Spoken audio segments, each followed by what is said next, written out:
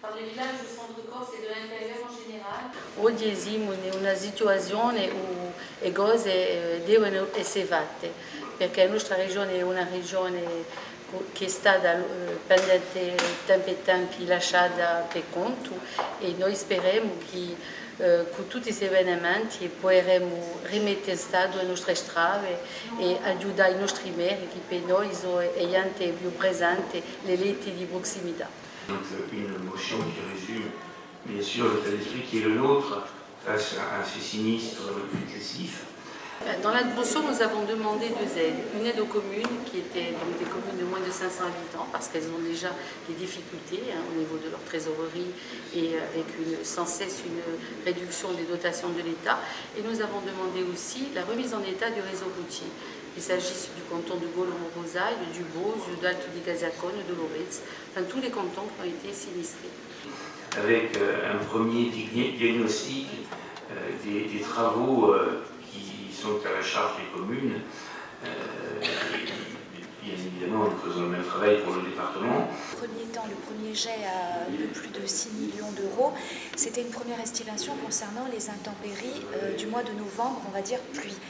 Ensuite, successivement, comme vous l'avez souligné, nous avons eu les intempéries du mois de décembre et puis nous avons eu l'épisode neigeux du mois de janvier. Le budget initial qui était prévu va explose puisqu'on parle maintenant des montants au niveau routier à mettre de l'ordre de 30 millions d'euros et on attend encore, comme vous avez pu l'entendre, d'autres chiffrages. C'est-à-dire qu'on retient pour l'instant les rapports que nous avons eus, mais les SUDI sont encore en train de travailler puisque d'autres rapports remontent. Donc le département va de nouveau mettre fortement la main à la poche et nous avons une inquiétude, nous en tant que conseillers départementaux, c'est que indépendamment des urgences, nous avions engagé également d'autres travaux sur les réseaux routiers, qui étaient des travaux de confortement, des travaux d'élargissement.